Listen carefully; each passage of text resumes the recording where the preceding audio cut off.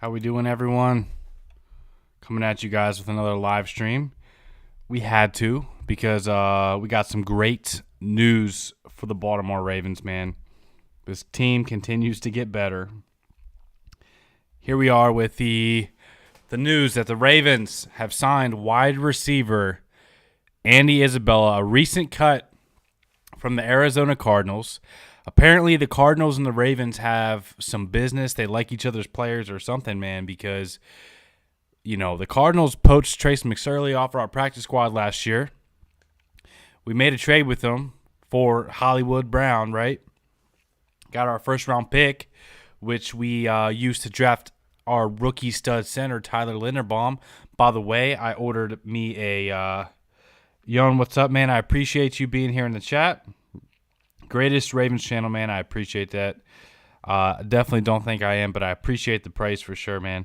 So, so like I was saying, we used that pick to get Tyler Linderbaum, and I got myself a Tyler Linderbaum jersey, and I'm waiting for it to come in the mail. And I was hoping to wear it to the game on Sunday, but I don't think it'll be here in time, so I'm a little bit bummed about that. But, hey, man, I wanted to come on here live and discuss this news with the Ravens flock, man. Let me know if everything sounds good. Audio. It's just Quan. Appreciate you being here.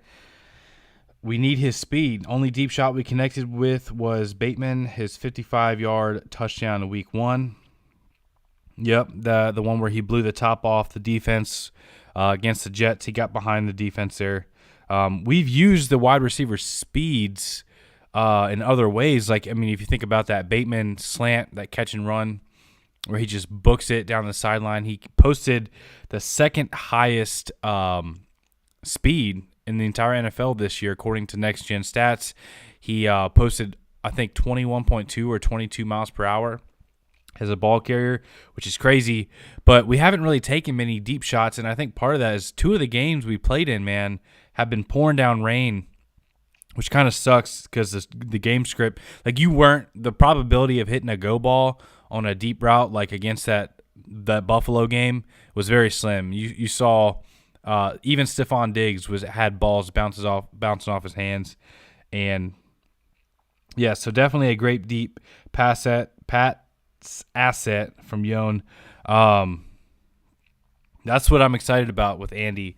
Did you guys see in 2019 when he was drafted, that year in the combine, he ran a 4.31 440. He ran a 4.31 40-yard dash, absolutely all-world type of speed. Something I'm excited to welcome as a new addition to this offense. Think about this, guys. Let's say we go 3 wide receiver sets. We want to do some 11 personnel, or we want to go empty, do 5 wide. We're going to be trotting out some serious firepower on offense. Some guys with some speed. All right, so Bateman. Rashad Bateman ran a 4.39. We're going to be having Devin Duvernay, who ran under a 4.4. You know he has speed. And then Andy Isabella. If Greg Roman can use these receivers creatively and use their speed to get open deep and get the ball in their hands, man, this offense is going to be awesome. This offense is going to be super fun to watch with all this speed on this team. Devin Duvernay, Rashad Bateman, and Andy Isabella on 3 wide receiver sets. Sign me up, man. I'm excited about this signing. Let me know what y'all think. When do you expect him to see him out there in the field? Do you think we're going to see him Sunday?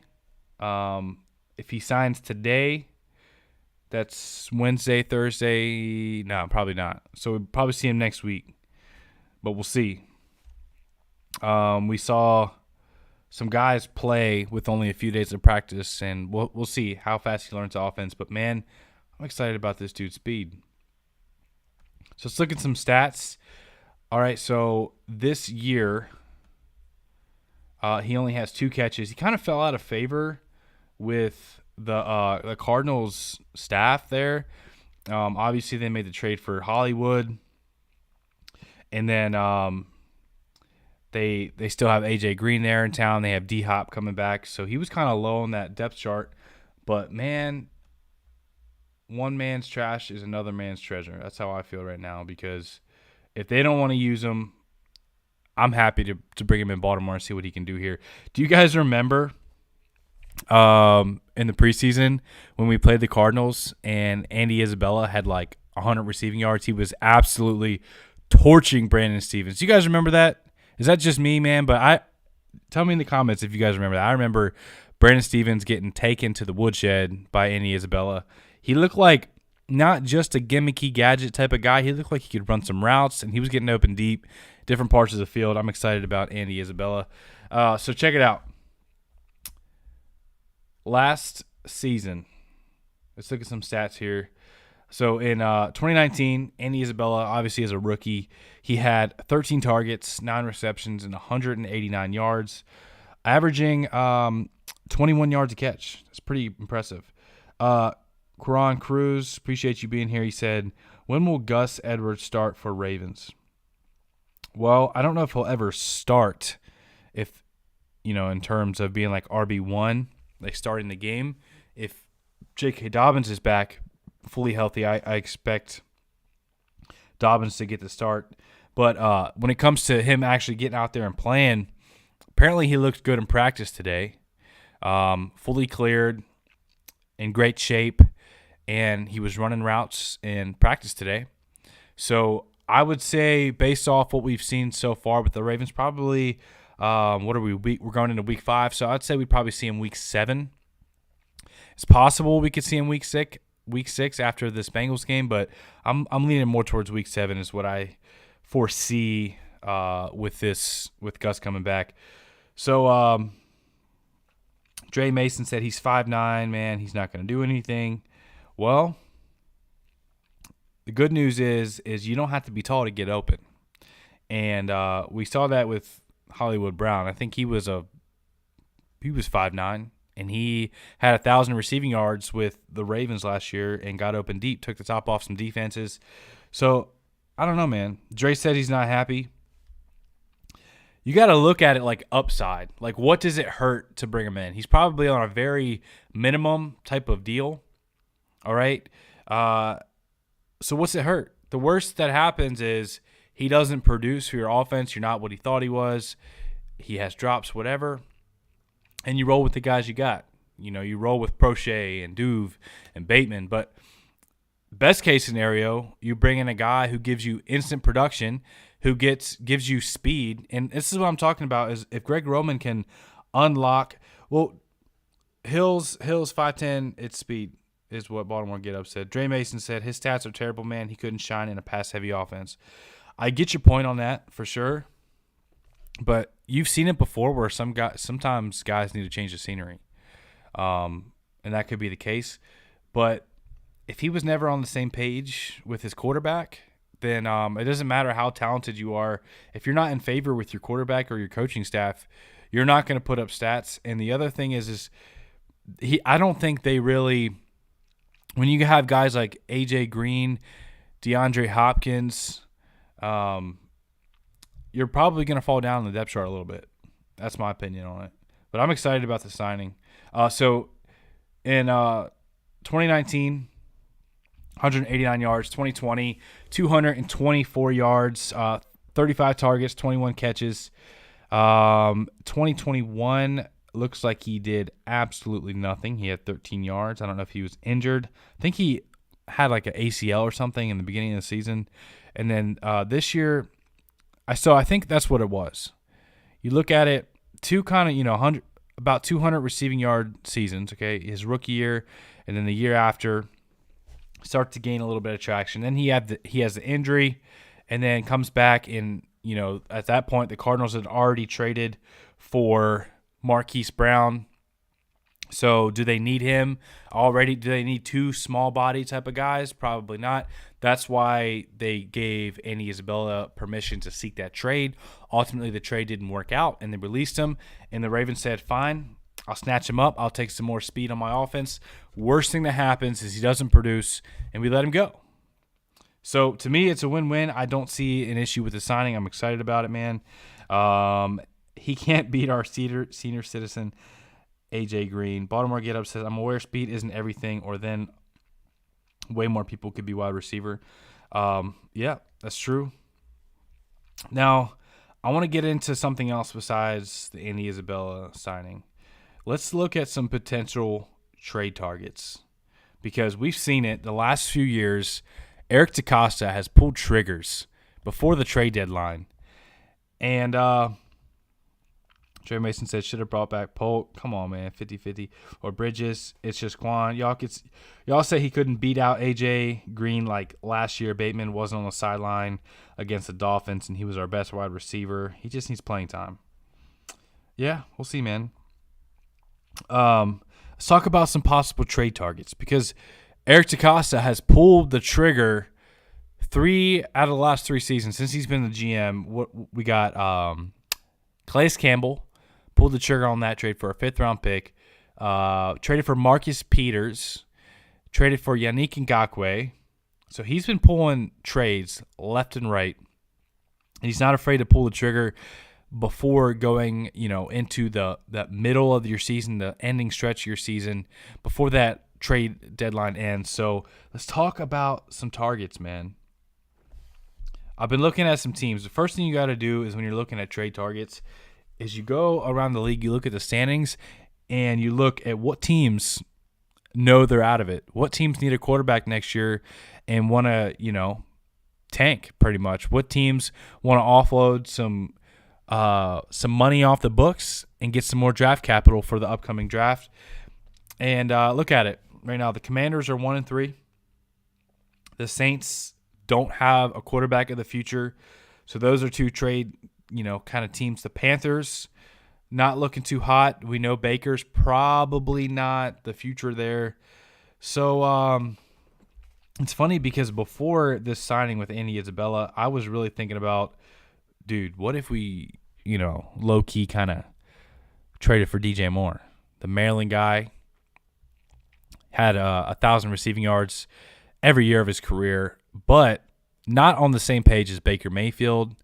Baker Mayfield can't hit him to save his life. He can't hit the broadside of a barn right now. Did you guys see all those throws where he just completely misses a wide-open DJ Moore or he short arms it? They just cannot get on the same page, man.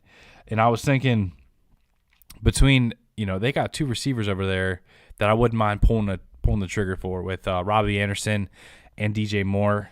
And it doesn't look like they're going to be true contenders this season, so why not try to make a phone call?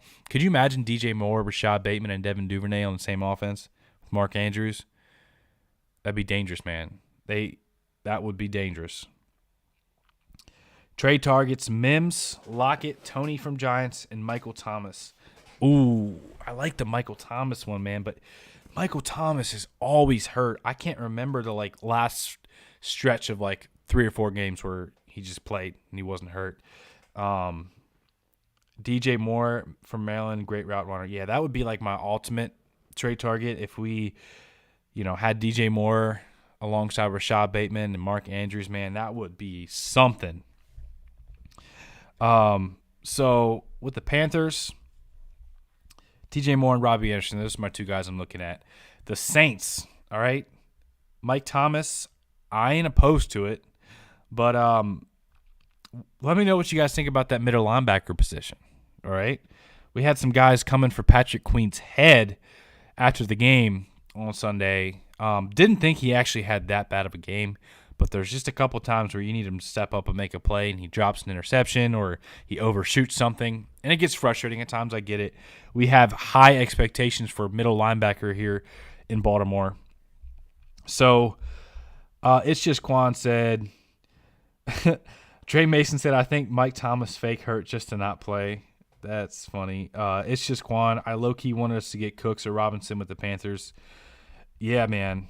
That would be sweet. Corey Davis from the Jets. That's a good one. I didn't even think about that. However, I think the Jets think they're contenders. Whether or not they actually are, I don't know if they're willing to part ways with weapons in their pass offense right now with, trying to have your young guy, Zach Wilson, build him some confidence, having a nice wide receiver there and Corey Davis. I know they have Elijah Moore and some other guys there, so that's something to think about. Ryan, I'm sorry if I butchered your name. Isabella is a great signing if we go 3 wide receiver, 2 wide receiver, and a tight end. That's exactly what I was saying.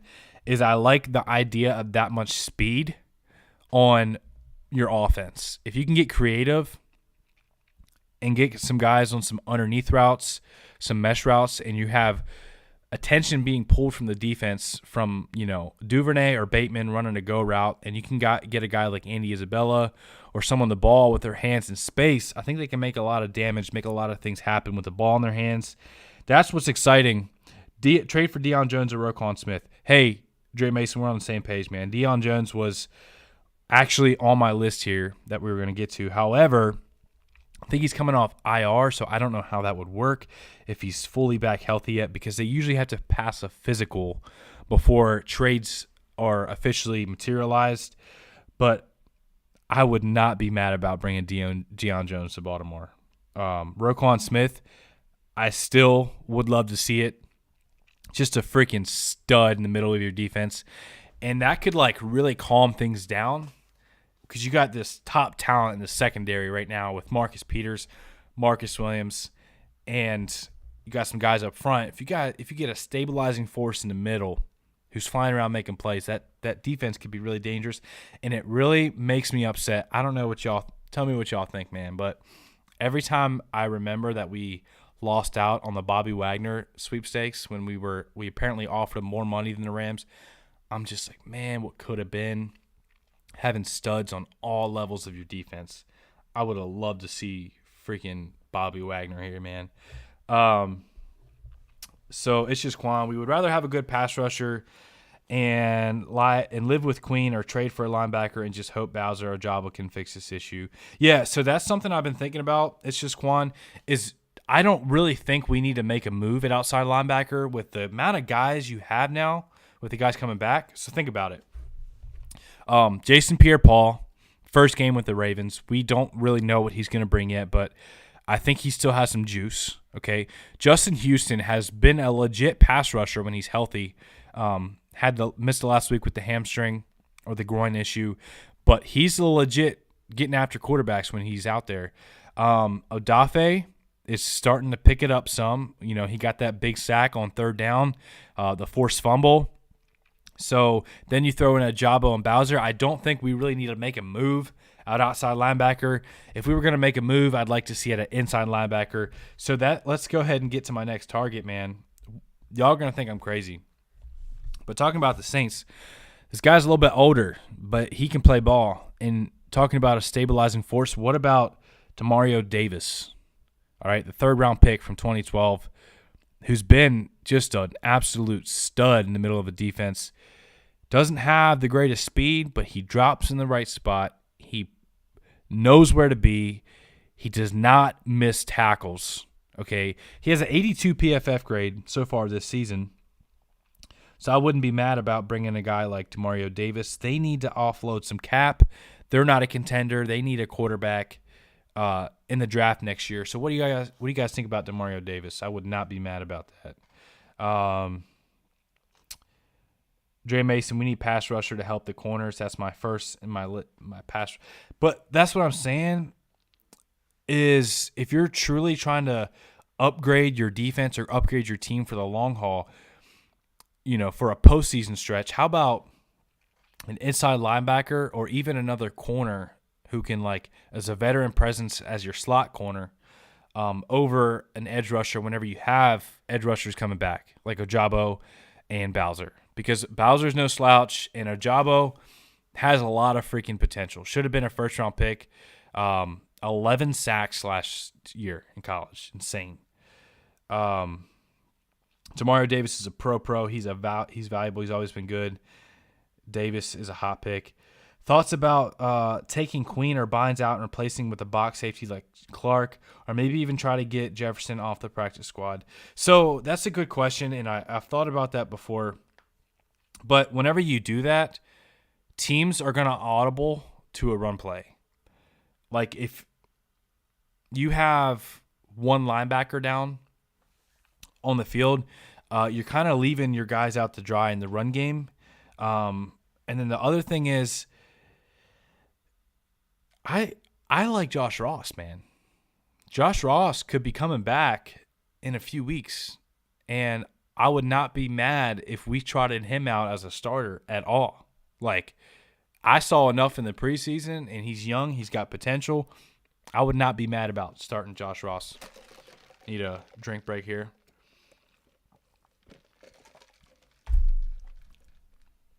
Yeah, I was upset about losing out on Wagner. I'm not gonna lie. Seeing how good he would have been in the middle of this defense with the big boys up front and the guys in the back just makes me cringe every time I think about it, man. So we got possible trade targets. We got the Saints. We got Demario Davis, a little bit older, but could be a true stabilizing force. Thumper, drops in the right spot, 82 PFF grade, all-around linebacker. Another guy I wouldn't throw a lot of draft capital at. He's had some up and down type of play, but if you want to, throw a 7th-round pick or something, what about a guy like Christian Kirksey? We saw him with the Browns. He had some good years.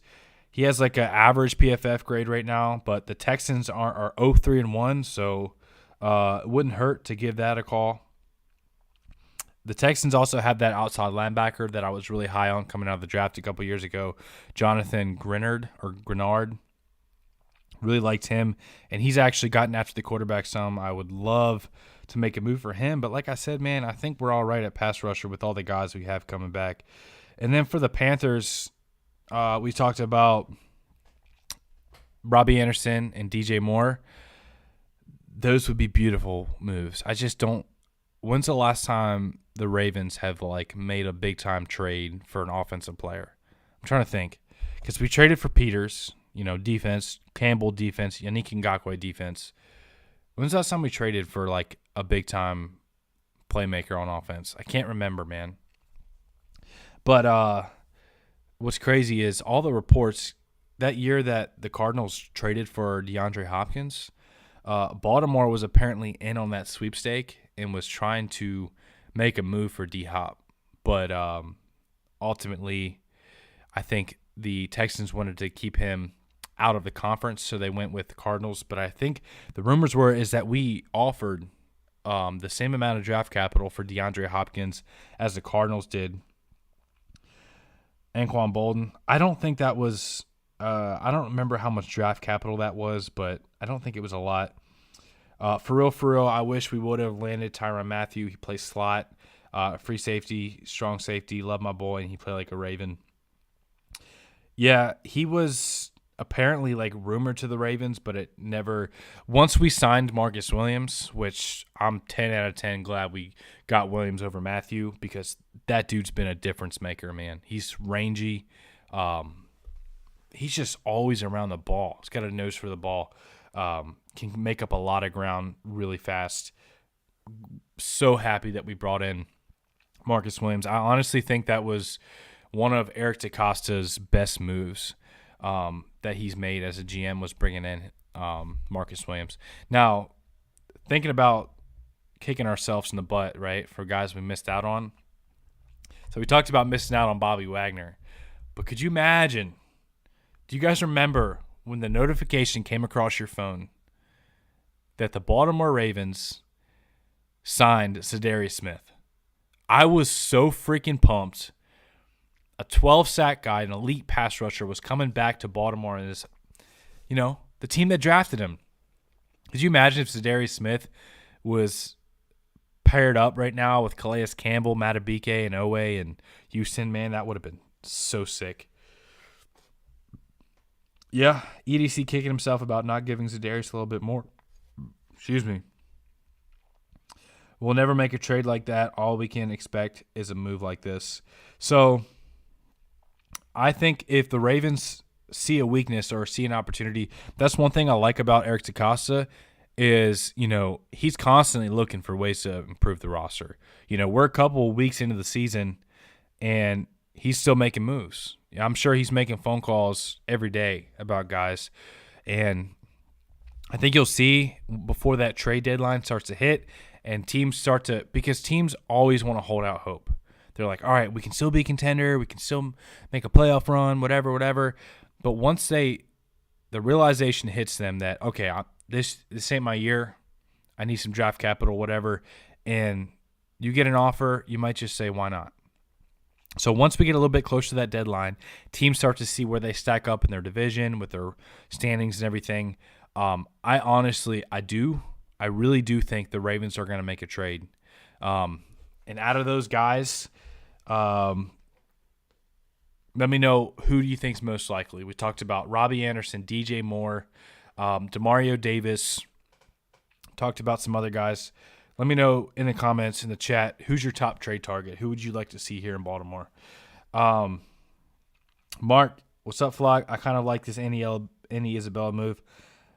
Jaquan Flowers, I like it. Is Roecon Smith still requesting a trade? No, but just because he's not requesting a trade doesn't mean that he couldn't be traded. Because he requested it once, and the Bears could say, all right, we're not as good as we thought we were. Justin Fields, maybe we're in the market for another quarterback because Justin Fields is kind of looking like doo-doo. So maybe they're in the market for quarterback. They realize that. They pick up some draft capital, ship off Roquan. That would be amazing to see Roquan in the middle of our defense. Here's what for all of the guys just joining the chat, man. We talked about Andy Isabella some, but what entices me about this signing is it's a very low-risk, high-reward signing. You're not paying the dude a bunch of money. He brings a ton of speed to this offense, ran a 4.31. And if you can seriously get creative in the pass game, which you guys can bag on Greg Roman as much as y'all want, he's had some really nice pass concepts this year where guys were wide open.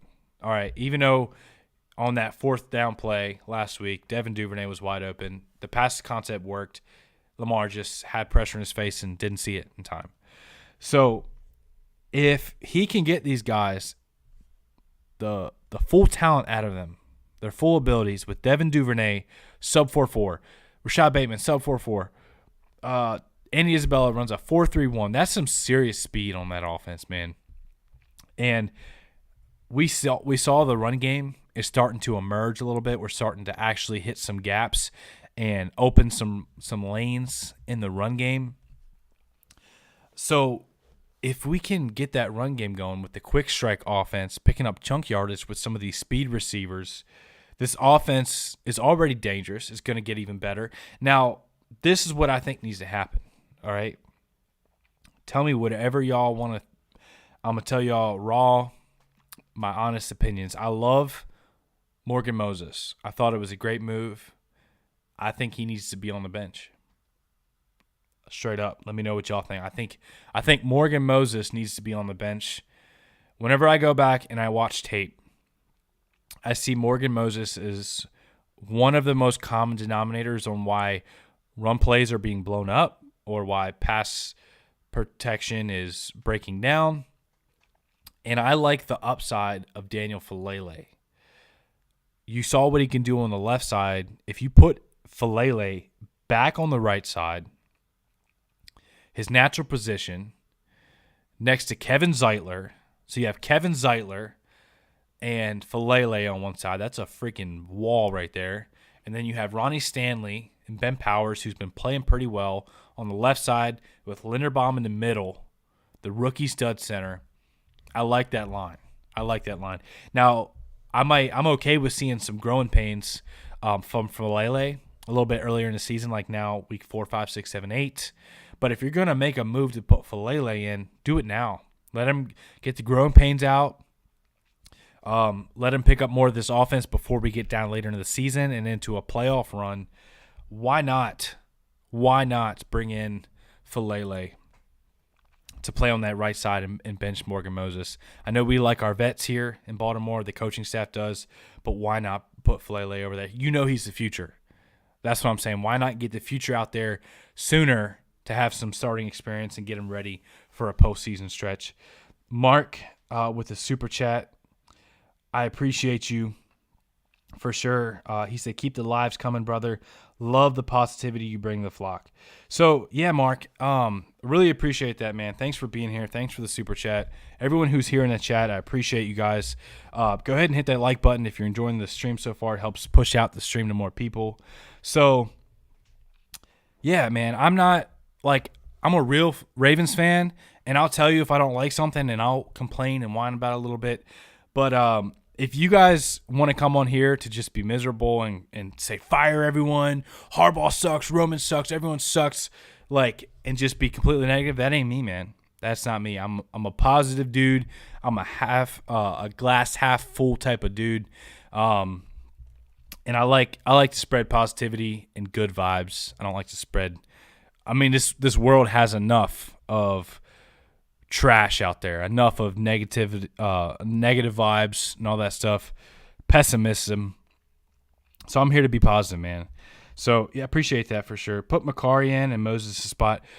I wouldn't mind that either because Macari holds up in pass protection really well. He's really fundamentally sound.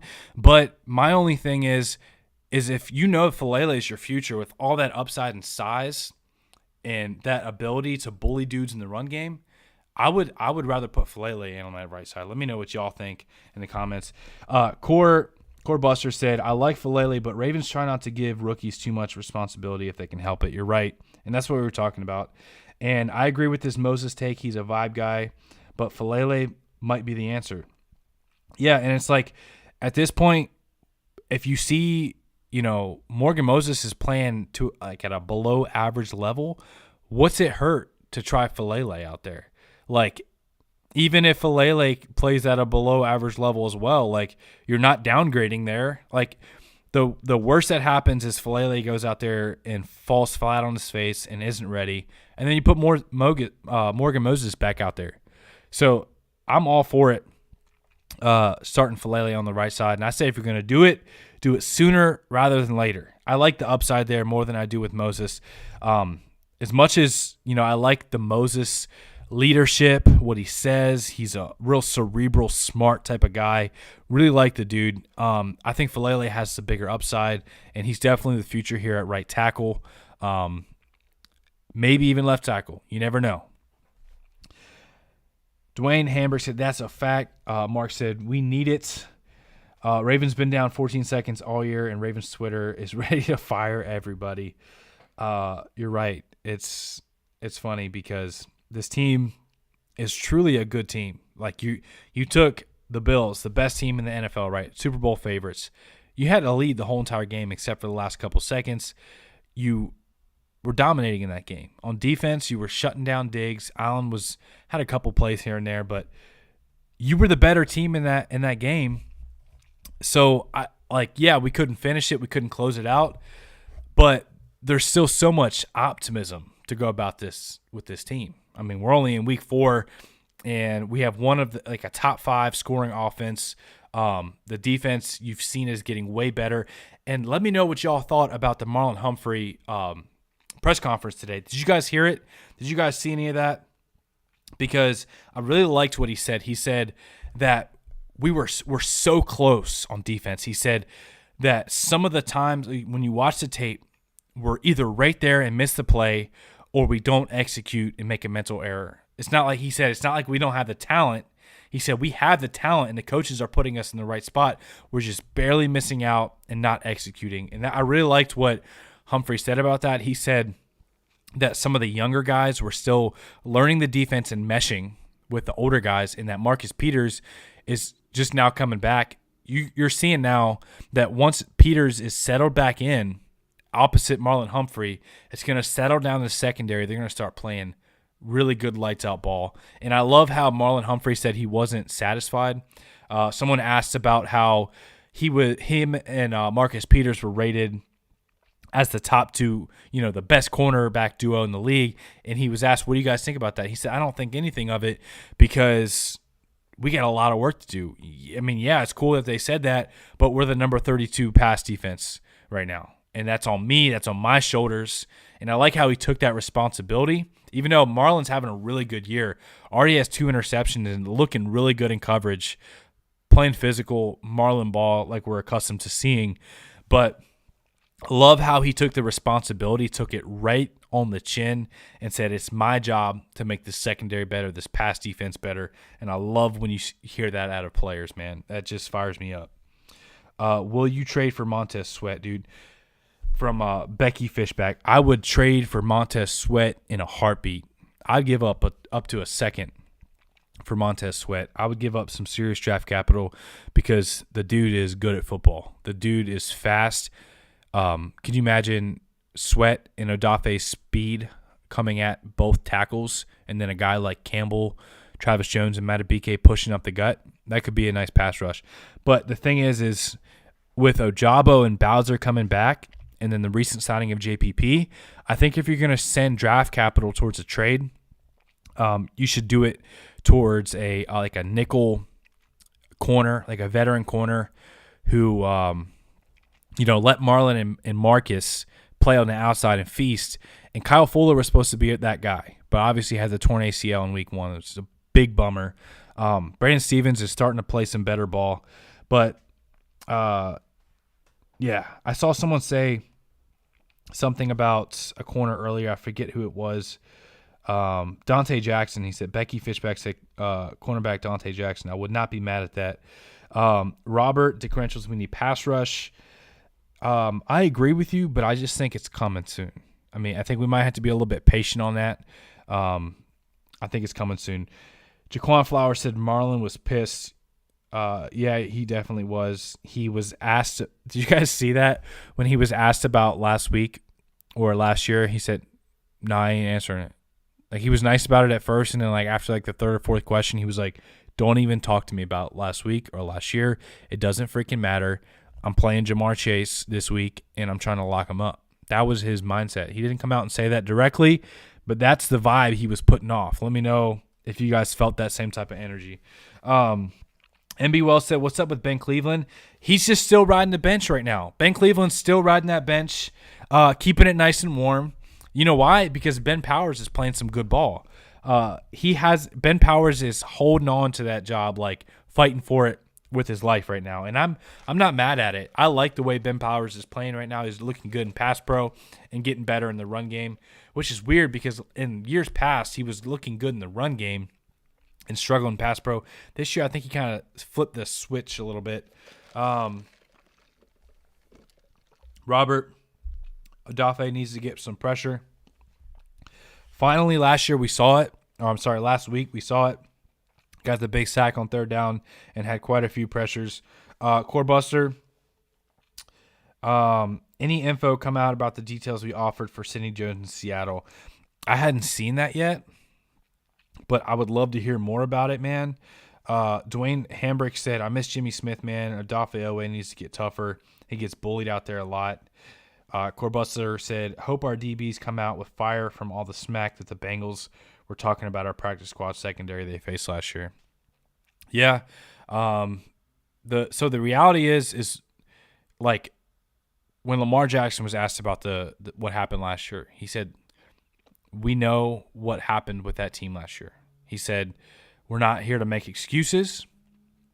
We got our butts handed to us, but you saw the guys who were trotting out there." He said, "I think this year will be different." And I think Lamar's right. When your quarterback takes that mindset and that attitude, the rest of your team picks up on it. When your quarterback says, "I think this year will be different," the rest of your team feeds off that energy. And I think you're going to see a much more drastic game. And you guys, I got a guest coming on to the live. We're doing another live stream tomorrow. We're going to be breaking down the Ravens-Bengals game. We're going to be talking about all the matchups. He's a big Cincinnati Bengals fan, but that's all right. We're going to show him some love. We're going to welcome him onto the channel. Me and him went to the game last year, and we dragged the wives along with us and made them watch the game with us. But we went to the game last year in Baltimore, and we got our butts handed to us. Yeah, we had some injuries, whatever, but we got our butts handed to us, and then we're going back this year, Sunday Night Football, hopefully for a different result, a different outcome. So he'll be on the show tomorrow, and we'll be doing a nice breakdown. Yeah, he said, "I hope our DBs come back with fire." So going back into that, Jamar Chase and T. Higgins definitely were talking some smack on the Ravens corners. We saw Joe Burrow talking about, I don't start the trash talking, but whenever they say something to me, I'll say it back. So there's definitely a little bit of fire there, a little bit of competition. And I think Marlon doesn't want to get embarrassed on primetime against one of the better receivers in football, in Jamar Chase. And you got a guy like Marcus Peters who has that dog in him. We know he has that dog in him, that competitiveness, that fire, who's going to be matching up with T. Higgins a lot, I think. And then you're going to have to – this is what I was talking about with the possibility of bringing in a trade target like a veteran slot corner who can play some ball, because we got to play the Bengals twice a year. And they have 3 wide receiver 1 caliber type receivers. So if you're trusting Marcus Peters to slow down Higgins, and you're trusting Marlon Humphrey to slow down Chase, yeah, they're going to have their catches, but if you're trusting them to at least slow them down, then what do you do with Boyd, right? Now, right now it's looking like Brandon Stevens is going to be playing on Boyd, or maybe Demarion Williams, and then maybe some safety help. But it's not ideal if they're going to be running out a lot of 11 personnel, a lot of 3 wide receiver sets, because they just have really good weapons. And not that we don't have good corners, it's just I'm a little bit concerned about that number 3 corner spot, if they can hold up. I like what I saw out of Pepe so far. Like, when it comes to the younger corners making mistakes, it's been more Jalen Armour-Davis than it has been Pepe, in my opinion. Pepe, I've seen him in good position multiple times, like glued to the right hip of the receiver, try to make a pass breakup and miss it by like a fingernail. I don't know if you guys have saw that, but that's what I've seen so far. Brent Lawrence said, what do you think about – who do you think is our hardest hitter? Our hardest hitter? Man, probably Marlon Humphrey. Yeah, Marlon Humphrey lays the wood. I also think that Matabike has crushed some quarterbacks a few times.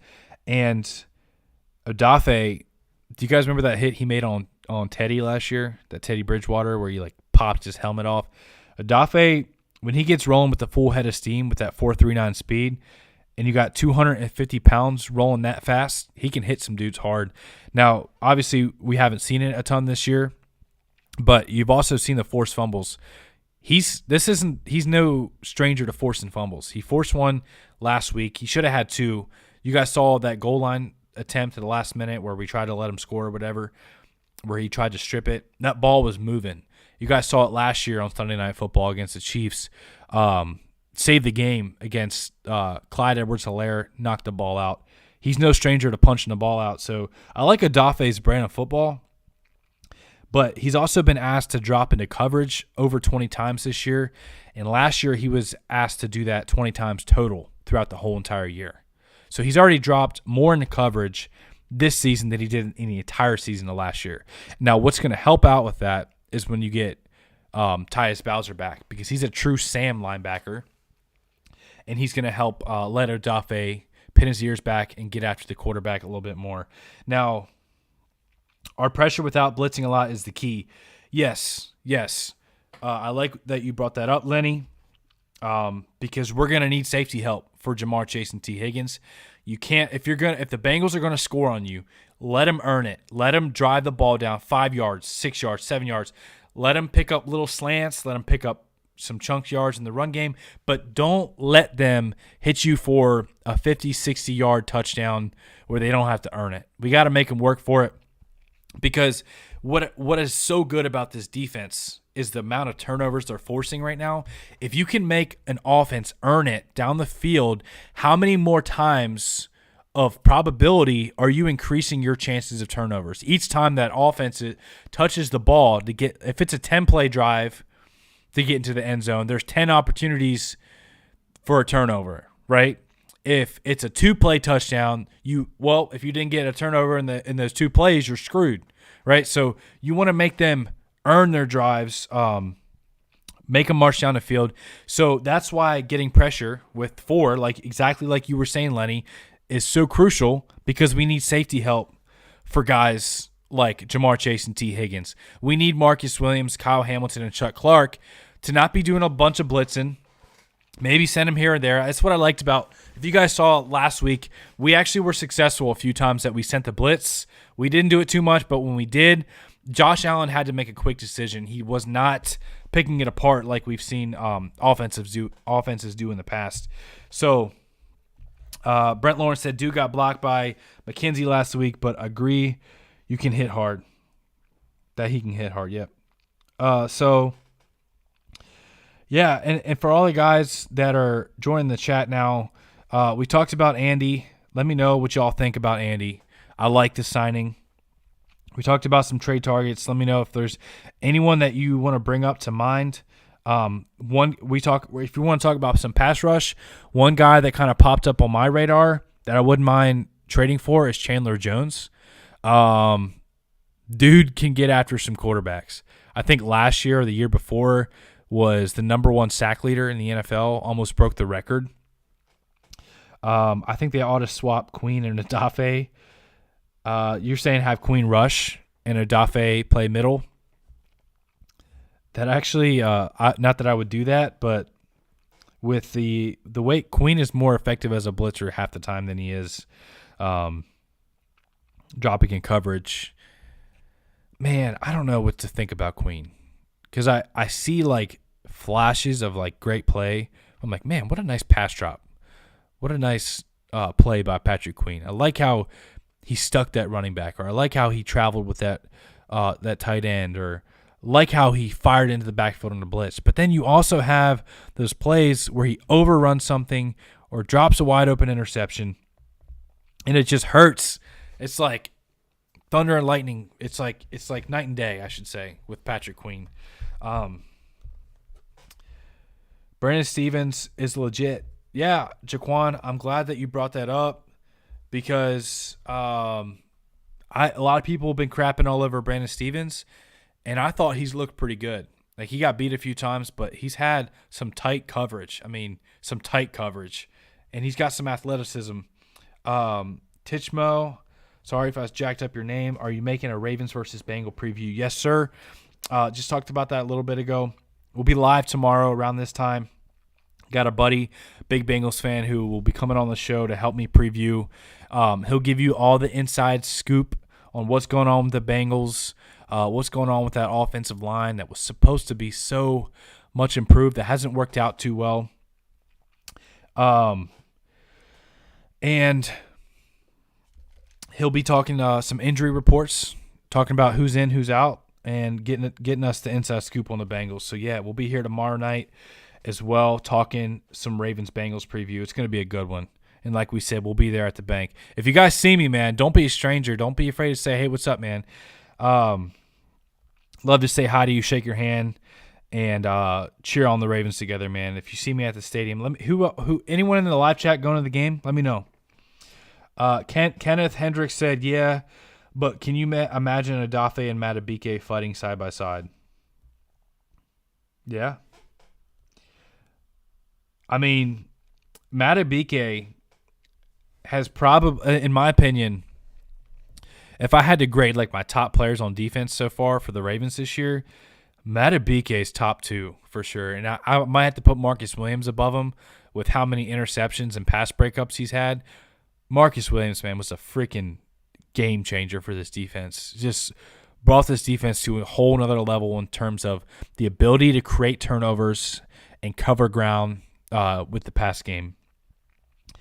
When it comes to Matabike, though, I thought he's been playing lights out of his mind. We saw it flashes last year and the years prior, but this year it's been consistent where almost every game I can recall, he's been back there making some type of play, whether it's hitting a quarterback, pass breakup, running down a running back screen or something. He's making plays. Matabike is a true stud on the inside for us. Corebuster said, I don't think we make a trade for pass rusher, even though we are hurting now. We definitely need it, but invested in JPP and have Bowser, Houston, and Ojabo reinforcing. I think you're right. That's what I'm saying. If you're going to spend draft capital, I say throw it at the secondary. You can never have enough corners. We could use a number 3 corner. I like Stevens, but it doesn't hurt to bring in another veteran nickel type of guy. or even an inside linebacker. We talked about Demario Davis, Christian Kirksey, some guys that come to mind. And then, I wouldn't I don't foresee this happening, but with the way that our offense has kind of been trending with more pass heavy, we've been passing on early downs. Lamar's been lighting it up. He obviously worked on his throwing mechanics, his fundamentals in the offseason, and got together with his wide receivers, put on some muscle. There is more zip on that ball. And I don't know if y'all have noticed it, but I remember seeing highlight plays of Lamar from previous years where it shows the ball in slow motion and it had a little bit of wobble to it, which is fine. Sometimes quarterbacks, even the best, throw some wobbly balls, but this year it's like every freaking ball that Lamar's letting loose is like a perfect tight spiral with velocity, with zip and accuracy. You can tell that he's been working. Not that it's all been perfect. Obviously, Lamar's made some mistakes and missed some throws, but he's been playing out of his mind this year, man, in the pass game. It's really hard to stop him whenever he's truly locked in and dialed in. I think when we get Lamar going early in the passing game and build some confidence, once you get him locked in and dialed in the pass game and you have him, hitting Mark Andrews over the middle in those seam routes, just firing those bullets in there in tight windows, once he gets a few of those throws in and that confidence starts rolling, it's so hard to stop him because then if it's not there, he's taking off and scrambling for 10 yards in the blink of an eye. Lamar's something special, and we know that here. Lamar deserves the contract. Yeah, he does. Yeah, he does, man. I don't know where this team would be without him, for sure. Queen can't catch the ball, and that is a problem, and Odafe could stop the run better than Queen. Dude, if Queen – think about it. If Queen makes those 2 interceptions, I'm not going to put this – our losses aren't all on Queen. But if he makes those 2 picks, we're 4-0 right now. I mean, you know what? I'm wrong because I think the one was against the Patriots. But we're 3-1 if he makes the pick against the Bills, for sure. What's up with Blake Martinez? To be honest, Jaquan, I think Blake Martinez is just wash. I think his age has gotten the best of him. He was never the fastest linebacker to begin with, but I think he's kind of getting into – you guys remember that realm of I'm drawing a blank on his name right now. Eric Weddle. Do you guys remember that realm of Eric Weddle where, his body was, 5 steps slower than his mind? Where, you would see his eyes light up because he knew what the quarterback was going to do, where the ball was going to go, but then he was always just slightly behind because his body couldn't get there. He knew it was coming. He would break on it, but then he would miss the play because his body wasn't there. I think that's where Blake Martinez is kind of falling in that realm now. How old is Blake Martinez now? Is he 32, 33? Never was the fastest inside linebacker, but I think Father Time's getting the best of him. Ajabo, if he can come back this season, would be very late in the season, probably week 12 or after. And it's just Quan said that's Chuck Clark. I don't know, man. I think Chuck Clark still got some juice in his legs, man. I think Stanley will play this weekend. Yes, I'm so glad you brought that up, Kenneth. Stanley, I'm calling it now. I'm 99% sure he's playing. And boy, do we need him versus Trey Hendrickson. We'll talk about the Bengals tomorrow, but they got a nice 1-2 punch with Sam Hubbard, Trey Hendrickson, and don't forget about their second-round pick from last year, Osai. They got some good edge rushers. B.J. Hill, nice interior. They got some guys that can get after the quarterback. But I think Stanley's coming back, baby. I'm excited about Stanley, man. Chuck is smart, knows the plays, but not athletic enough. Yeah, he's not the most athletic guy, that's for sure. Hey, first of all, man, I appreciate everyone who came out to the stream. I'm going to go ahead and wrap it up here. But to kind of wrap it up, I'm excited about the Andy Isabella signing. I like it a lot. I like the speed he brings to the offense. Like I said, it's a high reward, low risk type of signing. Where worst that happens, doesn't work out, you let him go, whatever. You let the other guys play. Best that happens is he's a contributor on this offense. He adds another dimension of speed and takes the top off your defense. I like this signing a lot. I'm excited about it. I think Greg Roman's going to use this guy. I think he's going to get him the ball in space. And I think we're probably going to hit him on some deep balls. So that's what I feel about Andy Isabella. We talked about some possible trade candidates as well. DeMario Davis, DJ Moore, Robbie Anderson, Deion Jones if he's healthy. Montez Sweat would be amazing. What about Grady Jarrett on the Falcons? I know the Falcons aren't really I don't know if they consider themselves contenders, but, wouldn't hurt to give them a call, right? And then we talked about Jonathan Grenard and Christian Kirksey. So those are the guys we talked about. Talked about the Andy Isabella signing, and we like it. Don't forget to smash the like button if you enjoyed the stream. And don't forget also, we'll be here tomorrow. We're going to plan on around 8:30. Between 8:30 and 9 o'clock, we'll be doing the live stream behind the enemy lines. Our Bengals fan, my buddy's coming on the show, and I'll be going to the game with him, so it'll be good. We'll be able to talk some trash and have some fun, hang out here. Make sure you guys show up and show out for the preview tomorrow, because I'll be excited for that, man. All right, thank you guys so much for watching. Make sure you smash the like button.